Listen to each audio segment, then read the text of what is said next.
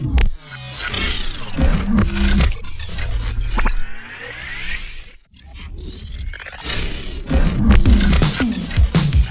is Groundeffected. My name is your dad, and today I am painting a massive robot alien. This video was sponsored by ZeZ Studios, and I'm painting the Bumblebee, and he is absolutely massive. And this is day 3 of this build so far. There's gonna still be at least one more day left on making this dude, but this is where I decided to start the intro to my video, which obviously doesn't make any sense, so let's turn this all around and go back to where this all started.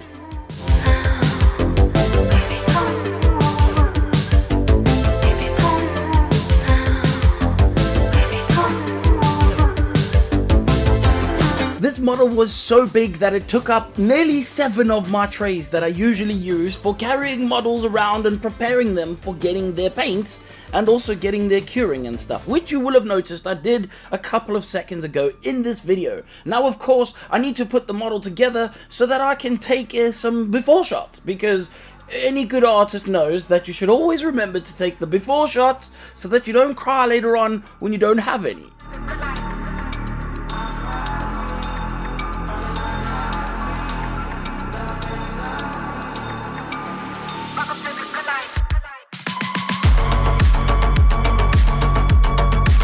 Now before I start painting this model, I'm going to need to prepare it, and to prepare it means I'm going to need to use some sandpaper to sand it as much as possible. That spray bottle you see in my video is actually a bottle of alcohol, and you could just replace this with water, but basically what this does is keeps the dust down to a minimum as it stays attached to your model in the wetness. And speaking of wetness, that gooey stuff you saw me pouring out is epoxy. This is a 5-minute epoxy, and probably I'm dying by breathing in the fumes of it. It smells like actual butthole, but this actually gives me some working time to move those parts around while I place the rock on top, making sure that they are at least in the right position for the keys to fit into them. Now you can see me using super glue for gluing the rock parts on the top of this model, and that is because this was just a swifter way of doing this. I wanted to make sure that I could hold them together so that they stood up in the right place when I placed the model on it, and I need to get rid of these seam lines that you see on the base. So I need to glue them together using super glue. This way I can hold them in the place they need to be, and the super glue seeps into the cracks and crevasses. Now you may notice that I am painting brown onto this model. This is not because I'm crazy and figured that I would put sand on before I started painting the concrete. It is because this is a technical paint from Games Workshop. You can probably make something like this by just mixing a bit of PVA glue and some very fine sand in order to paint that over the creases so that you just break up those hard straight lines and make them look a bit more natural, and they would not be noticed at all.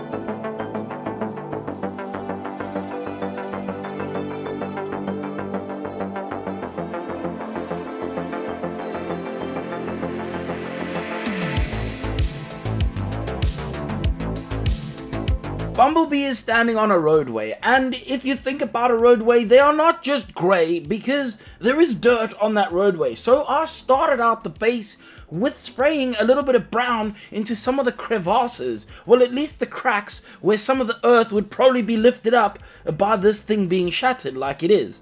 Now I'm going to dry brush the living daylights out of it. I started with my wife's makeup brush, but I moved swiftly on to using the Artist Opus biggest brush that they have. This unfortunately is not big enough for what we do specifically, but the size of it means that it picks up the details, especially the fine details, very, very well.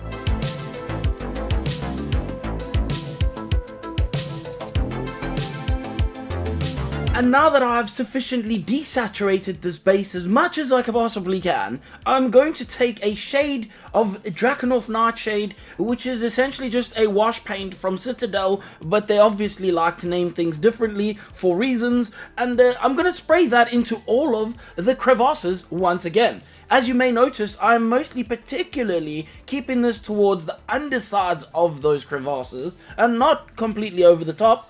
And where I have gone over the top, this is at the back of the model. It might not be so apparent right now, but it's pretty obvious it's the back of the model. The next step after getting that saturation back up to at least not being flat, I'm then going to tape off where I want the road markings to be, and using some deck tan, I will sponge on. That's right, I'm using a sponge to paint with. You can literally take the one off your kitchen sink right now, and don't tell your wife I told you that, but that sponge would work perfectly. Anyway, once I'm done with that, I will then sponge on a little bit of yellow over the top. The reason for putting the deck tan first is to make this yellow a whole lot brighter. But just bear in mind, if you put a white or a deck tan or something like this underneath yellow, it's going to make it a little bit more desaturated, which is exactly what I want for the look of this base. You notice I went back in with the sponge again, this time using some of the greys in order to make it look like the road markings themselves have slightly worn away. I'm then going to come back in with some more shades and spray that over the top to make everything a whole lot more cohesive. Now a final little dry brush over the edging with some deck tan to make the edges just a little bit brighter. I can move on to the bottom portion of the base.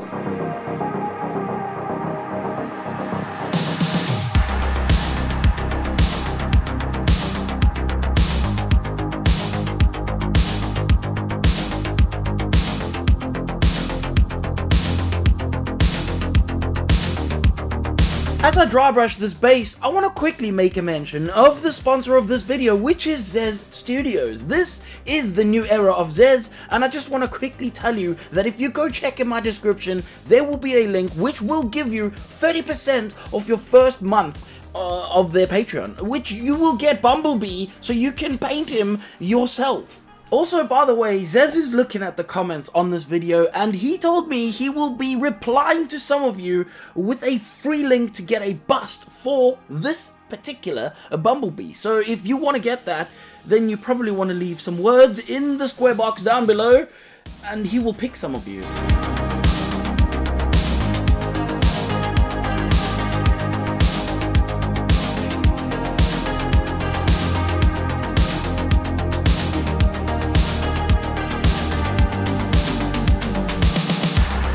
Painting both the cables, even though I saw in the render it was only one cable, I decided that I didn't care and it was time to carry on painting anyway. So I took some skeleton horde, sprayed that into all the undersides and the shadowed areas of the wires. This also oversprayed on the base, giving it a slight tint, but don't worry about it, it will all look good in the end.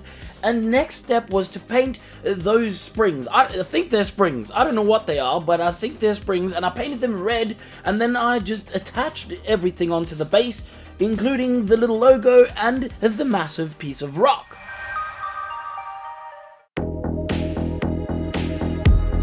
Now I can move on to painting the legs and start actually painting the Bumblebee of this Bumblebee painting. And that's going to start with me preparing all these parts. Because this model was so huge, I knew it was going to take up so much time. I decided I would prepare everything as and when I painted it.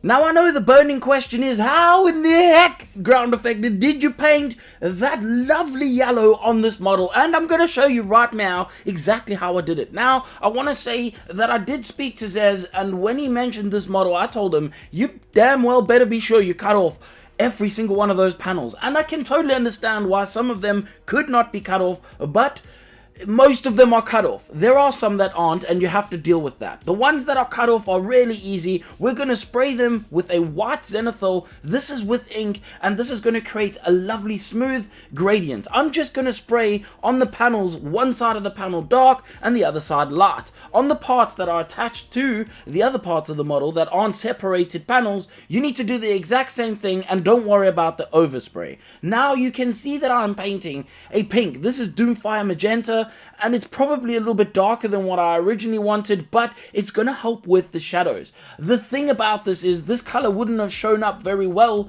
against any of the black, so I had to spray another white layer before I came back and then put the yellow on top. So you may notice that the parts look a little bit whiter than usual, and the yellow that I used was Imperial Fist, and this just makes one of the most loveliest yellows as long as your underpainting is correct for the thing that you're trying to do.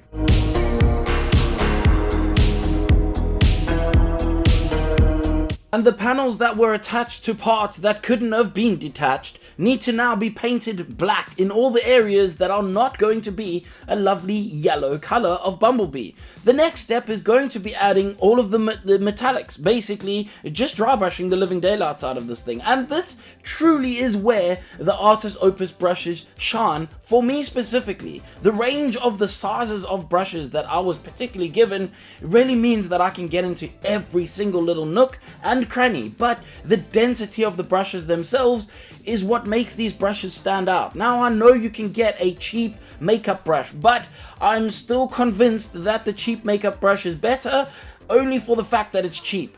If it comes down to it, when I'm talking about the actual paint that's left on the model, it's those tight-knit Artist Opus brushes that are just genuinely fantastic. If you can find a very tight-knit makeup brush in a similar fashion, you're gonna be in for the money. That is exactly what you want, and it will give you a much better distribution of paint over the surface. Now you saw I painted a rubber and tires color onto the tires of this model. Of course I felt that that was not good enough, but I knew I was gonna come back with some liquid skill and paint that into all the crevasses, which will also tint the color that I put down for the tire to actually look more like a tire. I used that same liquid skill in a couple of select places around some of the metallic bits on his foot and legs and other areas, for example. I then took a blue, which is called medium blue. I don't know why it's medium, because what the heck is the other options for this blue? But anyway, I used that blue to paint some of the cables, and then I used a red, a very bright red, to paint the other cables. I feel like when you're painting robotic stuff, red and blue is a very good color to paint cables. Black is also another good color, and I did paint some of them black, but it doesn't show up so well, so you might as well not watch me do that, because it's kind of weird to watch me paint something that you can't even see.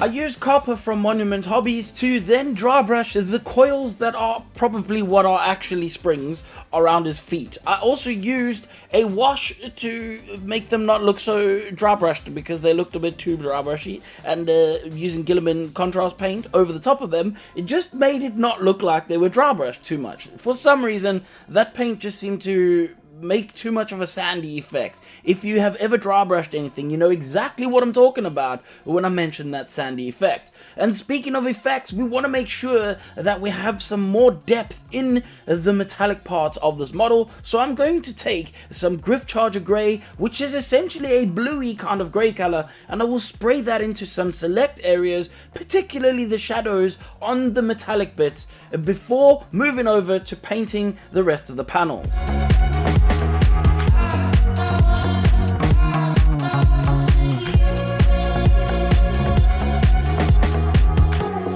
On the panels, what I used was a sponge. This, I don't actually know what kind of sponge this is, but it's a very rough sponge that I'm pretty sure I got in the decoupage section of one of the art shops where I live. And basically what you want is something spongy, because the sponge with a bit of paint on it is how you're going to dab the edges and make them look like they are damaged. But there is one difficult task that you need to do, and that is to paint all around the outside lines of every single panel. This is a difficult task to do normally, but in this case, it's not as difficult because you don't have to be as precise. The reasoning is because you're going to come back and put that damage all around it. This is part of the battle damage on the model. If you make a mistake, it's probably just part of how it was damaged while he was fighting some kind of Decepticon.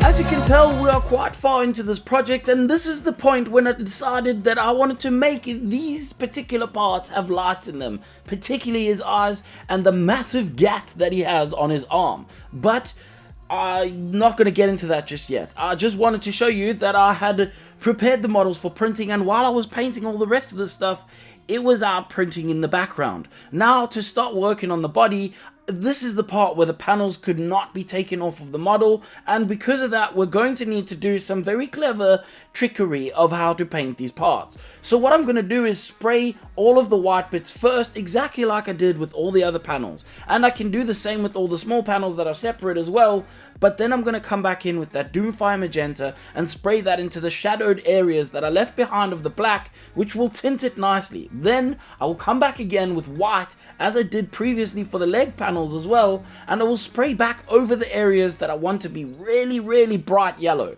And as you can see, the angle of the airbrush is very important for this stuff. If you make sure to angle your airbrush, you can catch certain edges and make it look like you have a very crisp, sharp line of metallic parts and panels. This is exactly how you would paint a Space Marine frickin' tank or something like that. It's basically non-metallic shading without doing any non-metallic shading, and it's all for free because the airbrush does it with such ease. Now I can literally lay back and just spray like a frickin' madman with that yellow paint over everything.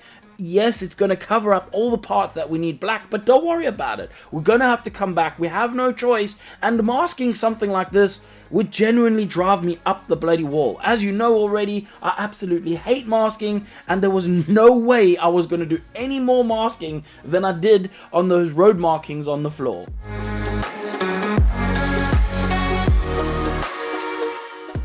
Now, using a variety of brushes, you can come back into the model using black and paint all the little bits that need to be black. Yes, I've sped this up a lot. That is because this entire painting process took absolutely hours. Like, genuinely so long that you would be here for as long as it took me to paint it if I had to show you all of it. But what you can see is where I've painted all that black is where all the metallic parts need to be, and this is where those Artist Opus brushes really stood out for me, because even though I used the smaller ones to get into some of the small little gaps, they still produced the exact same look and feel that I wanted from them.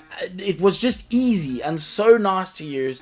Now I can come back in with some silver and go over the edges and then sponge in some of the damage and also spatter some of this liquid skill. Now, you may not have noticed this previously, but you might see how it's messed on my table. This is because I was essentially spitting at the brush with my air and not my spit to make sure that it would spatter on all of the yellow bits. As you can see, it makes them look like they are a little bit dirty, and this is exactly what we're trying to get out of a battle damaged warrior that is fighting on a cracked road for whatever reason.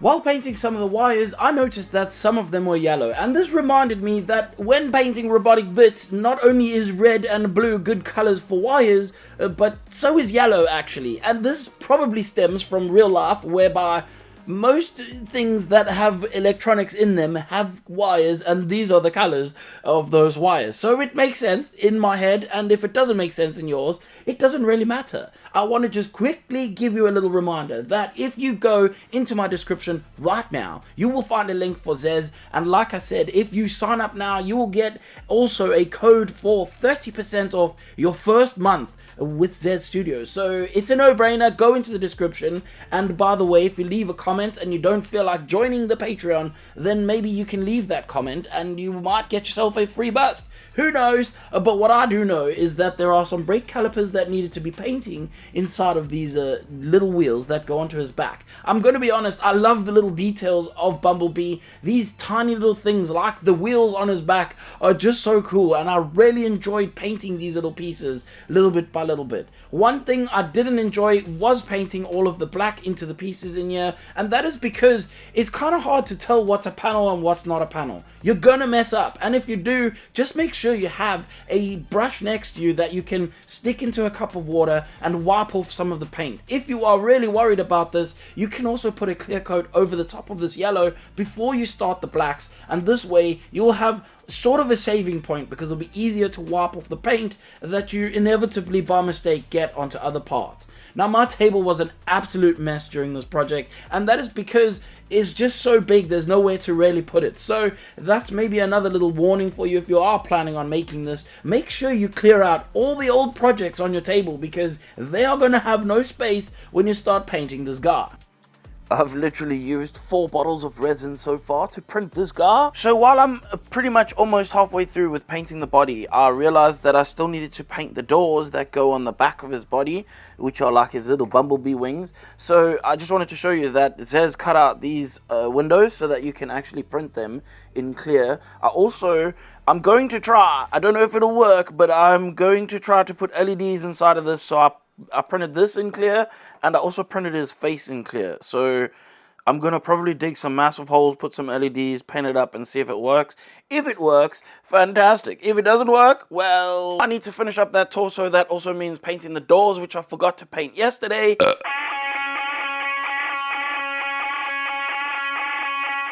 Now for the windows, I took this turquoisey blue color and I sprayed that very, very lightly just on the lower portion of the windows, and then I sprayed a gloss clear over them later. You will see me do that later, but I thought I would just tell you about it now. The door panels are exactly the same as all the other panels, but it might be easier for you to see what's actually happening now and how I use each panel separately. Each panel has a light and a dark side, and if you do exactly opposite on every panel, including the side panels, you will just have something that looks like it's metal, even though it's not metal, just because it looks like light is hitting it in a fancy way. Here is that gloss clear paint that I told you about. This paint is cheap and it comes from the bargain shop down the road. I have to give at least an hour or so between coats and at least 2 or 3 coats to make it actually look glossy, but that's what I did in the background. I just wanted you to see me do it. Now I'm going to start painting all of the robot parts on Bumblebee's torso itself. This is the part where it starts to get a bit tricky. I will say that doing this, you are probably not going to have all of these Artist Opus brushes, so it's not going to be easy, but what you must just bear in mind is the fact that it doesn't matter if you get a little bit of silver on your yellow stuff. Just put a splodge of the silver with the sponge and no one will know. It's just as simple as that. I got loads. Trust me, I messed up. After the first couple of mess ups, I realized you can't actually see it, and it just gave me the confidence to just go at it without even caring. And so that's exactly what I did. I attacked this thing without any care because I knew that the silvers would be covered up by all of the weathering that I do to the model later.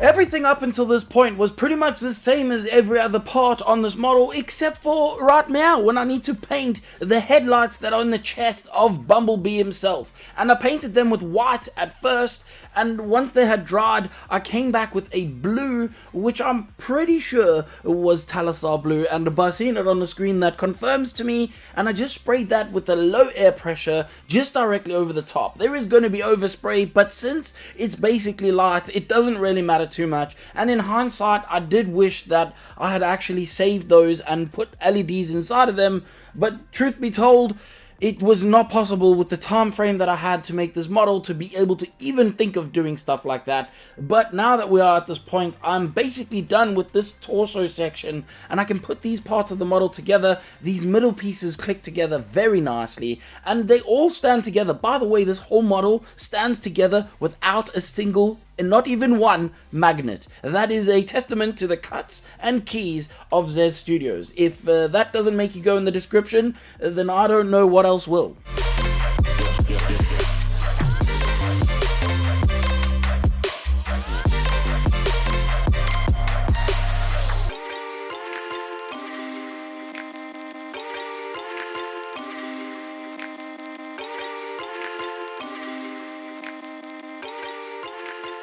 Oh, you thought we were done? We're nowhere near done, and now we need to start working on the inner panels of those doors that hang off of Bumblebee's back, which are essentially his little bumble wings. So I need to paint those with black, because I'm gonna come back and I'm gonna then paint a dry brush over the top of them with this grey, greeny kind of color. This is gonna pick up all the edges, but it's still gonna maintain that black feel of the inside of a car door panel. I'm gonna use a dark silver and paint over that little nub that it's going to attach to his back with, and then the exact same process of edge highlighting this thing with some silver. Like I said, you don't have to be precise with this. If you go off the edge and it's not perfect, it's thick to thin, don't worry about it, because the sponge will come back and save you after. If you've gone anywhere a bit weird, you can come back with some black and paint over those parts again and dry brush it just like I did. I used some liquid skill around the rim and a little bit to spatter on the doors to make it look like it's been in a war, as well as some on the insides to try and deepen some of those crevasses a little bit. Now I can take that glass panel that I'd painted earlier and stick it in place and blow at my liquid skill, which obviously leaked all over the place and went all over the model. Don't worry about it, we'll carry on and now put this part onto the torso of Bumblebee, and he's starting to look like something and it's making me so excited. But now it's time to start painting the arms.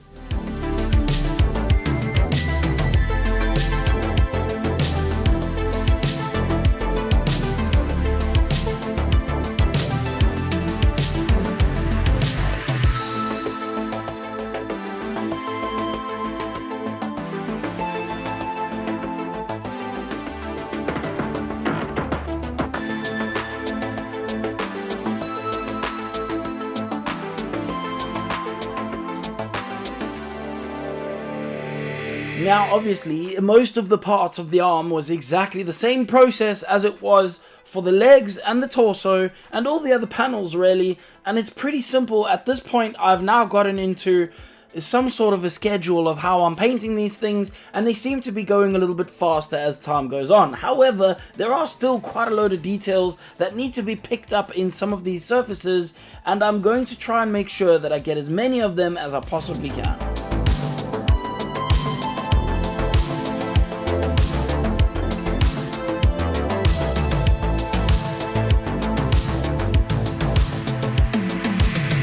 Like for example, these coils, or at least what I think are some form of a coil, would have a different color over the top of the bracing, and they do in the reference image, to be fair. So if you look through the pack that you get from ZeZ Studios, you will be given not only a PDF on how to build this thing, because it is literally got so many parts, you may need an instruction manual to be able to do it, but don't worry, because ZeZ has got you covered and has built a full instruction manual, as well as they provide a bunch of color renders for you to follow. This makes it so much easier for you if you have no idea what color a specific part's meant to be. There is definitely a picture of that part somewhere in the color renders of the stuff that you get from the Patreon.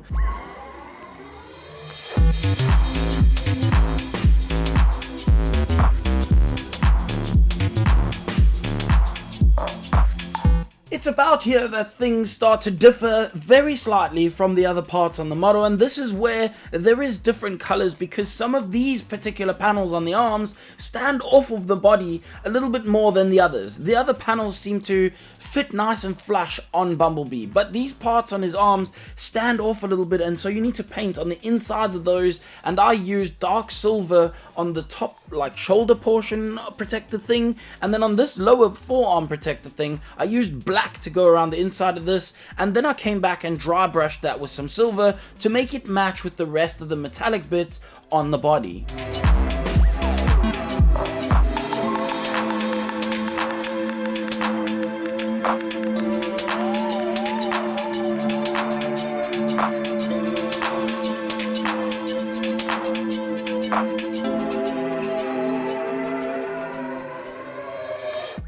His hand is one of those areas that need a little bit more attention to be paid, and this is the time when you want different size brushes because some of these gaps are very tiny. You will see the black brush that I use, I'm pretty sure that is a 5-0 size. I don't even know if that helps you in any way because even to me brush sizes seem to be a magical thing that no one really knows what the size even means, and none of them match from brand to brand, but we will just go with a 5-0 size. That is what I used for the small little inner bits in between the fingers and stuff, and for the other parts I think I used, it was either a number 2 or a number 3. I can see the size, it's a number 2, and that is pretty decent size to use. A number 3 would work just as fine. One thing with brushes is that it's not about how small the brush is unless you're trying to get it into a tiny little gap. In most cases you want to use the biggest brush you can, and this is because the belly of the brush will hold more paint, meaning you don't have to keep going back to your palette to pick up more paint. But in the case where you need to fit a brush in a tiny gap, then a small brush is what's going to help you. What you may notice is that I painted white over those little knuckle lights, and I will come back and paint blue over them, and this is going to be a different blue this time, that turquoisey color. This is because I didn't want them to look exactly like the headlights on his chest, just for difference sake.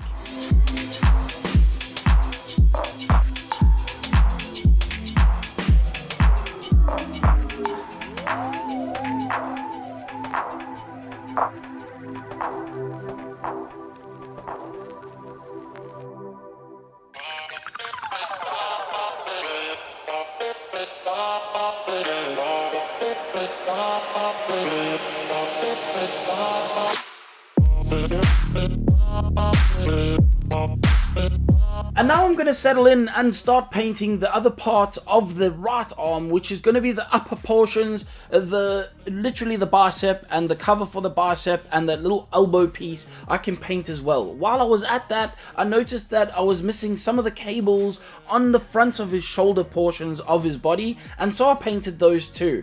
I'm not going to lie, I am starting to lose my eyesight, and as I get older it gets worse. I'm not very old, but it's still hard to see, and you may notice I'm wearing glasses. These are very cheap glasses, by the way. They are 4+. It means that whatever you put in front of them is basically magnified by 4 times. And I got these for, I think, like £2 at one of the local bargain shops. You can grab yourself a pair of these if you're struggling and you're finding eyes are difficult and things like that. You need a pair of these, and there's no point fighting it. You might as well just get them. Now I'm going to start to cut open some of those clear pieces that I'm going to put LEDs in, and the reason I'm going to cut them open is so that I can get LEDs into the places where I need them. Now on this gat part, I'm going to cut like a little hatch, and because I cut a hatch, there's going to be a massive gap in the middle of the model. After I had removed all of the supports, I was then going to come back and build something to kind of keep that hatch in place. And for that, I literally just used cardboard. Super glue will like wick into the cardboard and make the cardboard hard enough for exactly this purpose. I then made sure that I had a good old rim around the edge, and I glued some magnets onto the inside of that and onto the inside of the panel, and that was how I made that hatch.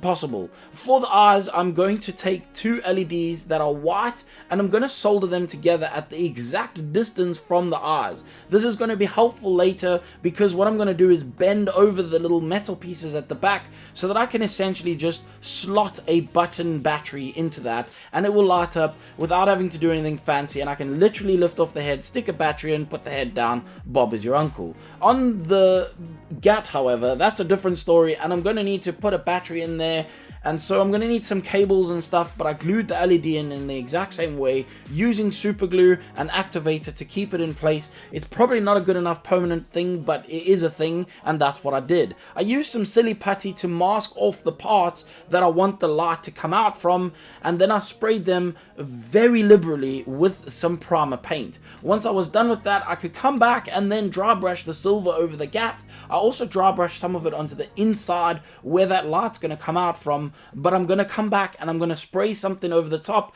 to make it feel like when the lights are off, it's not that there is no one home, if that even makes sense.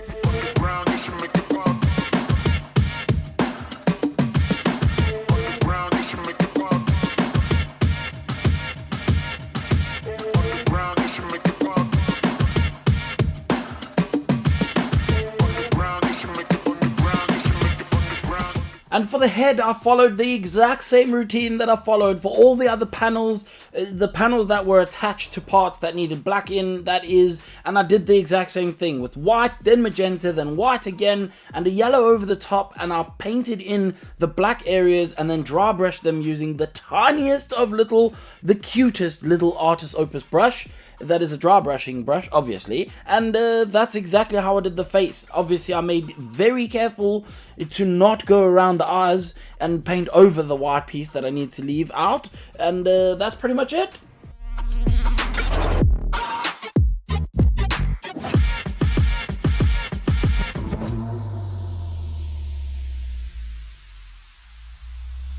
On the ground, you should make it pop.